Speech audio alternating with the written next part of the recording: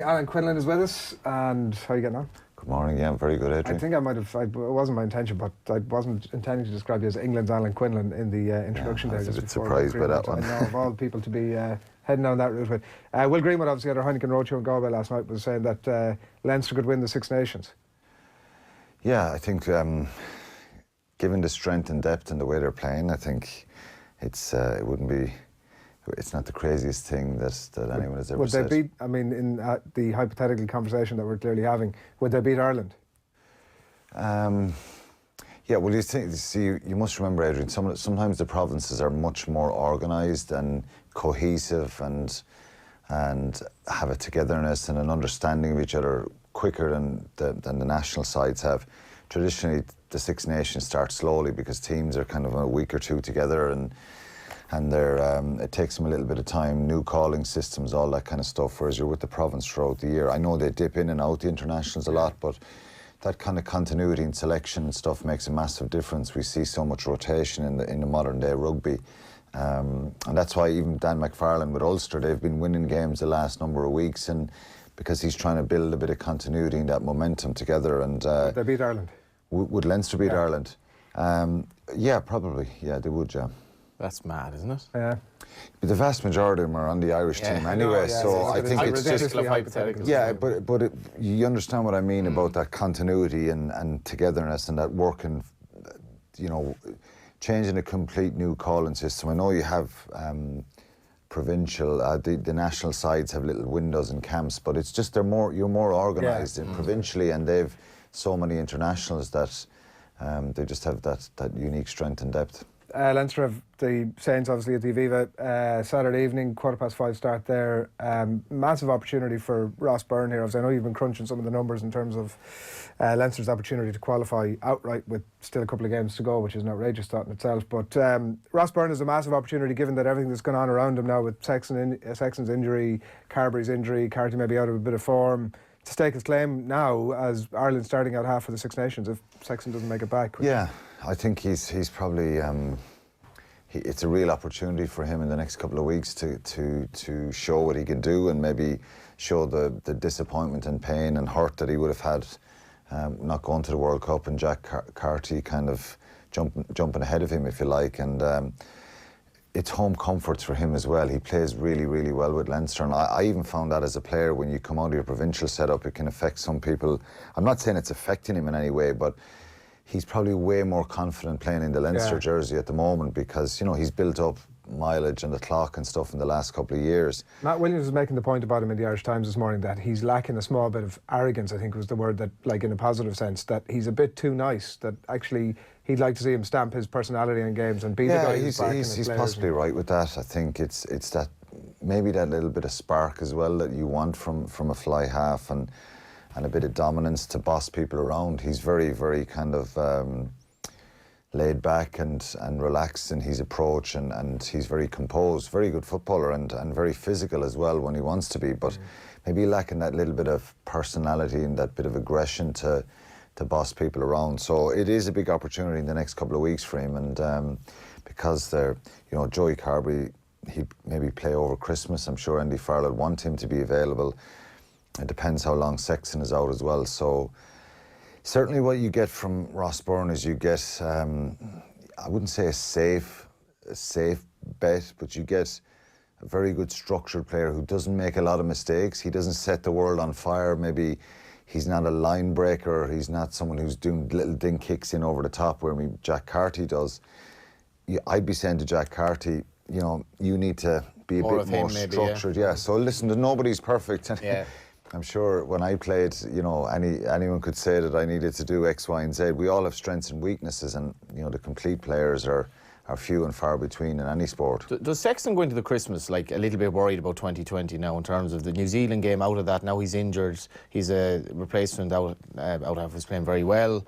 Is his position in Ireland absolutely secure, presuming he's fit in February? I don't think anyone's position in Ireland is absolutely secure. I think in the next couple of weeks and over Christmas and probably into round 5 and 6 in Europe, it's Andy Farrell has to pick the foreign players, whoever they are. But look, Sexton has looked like back to his best in the last couple of weeks. He's played very well for Leinster, and the World Cup. I suppose we've analysed it to death at this stage, but I think he's more frustrated, Johnny, because he would have really wanted to just try and get a good run. And age is not his ally in that regard. Yeah, but in fairness to him, he keeps talking the talk that he's going to keep going for as long as he can, and he doesn't seem to be waning as regards physically, you know what I mean? So from your perspective as an out half, like when you played, when is an out half probably on average regressing, or like can you play well into your mid-30s? We're all regressing once we hit over that 30 mark, and it's people start scrutinising you more, and if you have a bad game they put it down to age. I never agreed with that, because I genuinely played some of my best rugby in my whole career when I was 34, 35. So, you know, I'm a backer and a believer of someone, if they're fit enough, if they're good, you know, if they're in good shape and they mind themselves well. When you get that bit older in any sport, you have to watch the diet, the alcohol consumption, the amount you train, the individual stuff you do, and obviously it's up here how much desire and passion is there to do it. Sometimes you're pressing numbers that and you're pushing your body that maybe you just can't do, you know what I mean? Would Farrell, do you think, like briefly, would he be the type of guy to make a stance here, and I'm going to be ruthless and make some very hard-based calls here to kind of set my agenda? It depends. I think there's more pressure on him to do stuff like that if he buys into what the expectation from the outside is and what the public would call for. And it's very easy for us all to be ruthless and say cut and cull and do this and that. You know, it is by results, though. But I do, yeah, for sure. I do believe, though, that there needs to be some injection of new blood, and then you can accept some of the older players, as long as they're playing well, that they're being reinvigorated. So it's a challenge for any manager. It'll be the same with Dessie Farrell with Dublin. How does he reinvigorate them? If he does the exact same stuff again, you know, there's always a danger that you won't progress, because the other teams always strive to get better year on year. So I think that will be the case, is try and reinvigorate the older guys who haven't played that well, and if they're fit and well enough, well, they're in contention, and bring in some young players as well. Yeah, 5 to 9 on this Friday morning, watching OTB AM, the sports breakfast show from Off the Ball. Munster very well set, Quinny obviously in that group, huge amount sort of riding obviously in this weekend. Is it fair enough to say that, given, because I've seen some of the quotes in from Johan van Graan this week talking about the trajectory of that Munster group now, with the new coaches that have come in and a few little bits of switches with some of the players and stuff like that, that it's maybe not even really about this year for Munster. Is that, do they get a bit of a free pass this year, or would you still be expecting? No, I don't. Yeah, that's just the reality of where they're at. The same way as if Leinster were having a bad year, you don't get a. I think you've got to deal with pressure and expectation, and it's been unfair at times for Munster, very unfair. But you know, I would never accept, you know, not getting out of the group and say that's okay, we're building. You've got to try and make sure that you're in that position year on year. Well, he's talking about stuff like obviously the new coaches coming in and the yeah, of course, and also some, like the international players coming back. It felt like a lot of building up to, well, look, that's why this year didn't quite work out. Yeah, you can get, it's very dangerous talk to kind of go, well, it'll be next year, it'll be, you know what I mean? I don't think he's saying that, but they won't get a free pass, but they'll get, there's some mitigation there, but there is a level of frustration, I'm sure, with the players themselves that, you know, they haven't got to the final, they haven't won a trophy. Like Munster hasn't won a trophy in 8 years, which is disappointing. There's lots of factors that tell you why that hasn't happened. There was a complete change of a group of players who were probably there for 10, 12 years, and they've been trying to build and mix it with the best in Europe, and it's being at the top table is very, very difficult. Leinster do have I wouldn't say an unfair advantage, but they have an advantage over the other provinces, well documented. The numbers they have coming through, but they've developed that and they've utilised that in a very, very strong way. So it's always going to be a challenge for Munster. The challenge is bringing young players through, and I've said this many times, is you can get into the scenario of saying, well, we're going to bring a load of young players into the team and lose for a year or two and not make knockout stages of Pro 14 in Europe. Is that acceptable? It's not the right way to do it. I think you've got to try and keep building and stay. Even you have to try and maintain that quarter-final standard year on year. For me, and that's where I'd measure the success on, if they don't get out of the group, the fact of the matter is there's two former champions in there who are powerhouses in Racing and Saracens. So when you kind of look back at the group, it was the group of death. It is the group of death. Is it really though? Like with Saracens, Will Greenwood again was making the point at the show on Wednesday night that. Well, we'll see tomorrow what team Well, in they terms pick. of the team, he was saying that he was firmly of the belief that we won't see a full Saracens team in the pool stages, and obviously on that basis, we're just not going to see them at all. Well, if you don't see a full pool Saracens team tomorrow, Munster have a much better chance, and I think. I actually think Munster will play a lot better because they're not a team that like the conditions that were there last week. And we probably would have been accused of being a team at the start of my tenure with Munster who loved the wet, mucky conditions. And we had a really hard, grizzled forward pack who mauled the daylights out of everybody, and we kept it pretty tight. And as the years went on, the team in 2008 was much different with Topoki, Howlett, Maffey, these guys. We played a different brand of rugby. This group of players genuinely want to play rugby under Larkham, and I've seen some very positive signs of what they're trying to do. So they are building something. The way they're trying to play, they made 10 clean line breaks against Racing, and they weren't just mistakes from the opposition. They created a lot. The problem was they didn't finish them, and that will come back to haunt them, because I couldn't criticise them after that game because I thought they were brilliant. They played really, really well, and against a very, very good Racing side, but they just didn't take the opportunities and the chances. So I think they'll play rugby tomorrow, and they'll have a real go. And you have to be realist as well that, you know, if Saracens play the Vunipola brothers, Cruz, Toge, all these, Jamie George, you know, they're just so powerful, and it's going to be very difficult for any team to beat them. So we'll see on selection, but it's a monumental task for them going to Saracens. I wouldn't completely dismiss it and say they've no chance, but they have to. The reality here, Adrian, is they have to win either away in Saracens or away in Paris after Christmas against Racing. Because and this is by going to. Well, they're currently on 11, so yeah. You know, if they didn't get at out of tomorrow, you're thinking 2 wins will put them on 20 at minimum. You know, if they won, they've got 4 points in away in Racing and then a bonus point win at home, they go to 20 points. They get out of the group. It'll complicate matters because I think you could have 3 teams. So if Saracens win tomorrow with a bonus point, they go to 10. They'll then fancy their chances of beating Racing. So you could easily have 3 teams here on 17, 18, 19 points, and all in the mixer, in the mix like that. So and I mean the reality is, even if they don't go with their first pick, that, like, as we've seen, they can give any team a rattle, even with sort of a lot of the backup players that are in there. What we mentioned about Ross Byrne earlier on, how would you describe the form of Conor Murray at the minute, and is he still the first pick 9 for Ireland if we were selecting a team right now? Probably not, I think, because John Cooney is playing so well, I think, at the moment, and I think we could end up with a half-back pairing in the Six Nations, neither of whom went to the World Cup. It's unlikely, though, to be honest, because I still think Conor Murray is a superb player, and I think he's a little bit laborious in his delivery at the moment. And when was he last in peak form? Well, he was outstanding against Scotland in the opening game in Japan. People will say then, well, Scotland were useless. We'll always go to that one, but he was outstanding that day.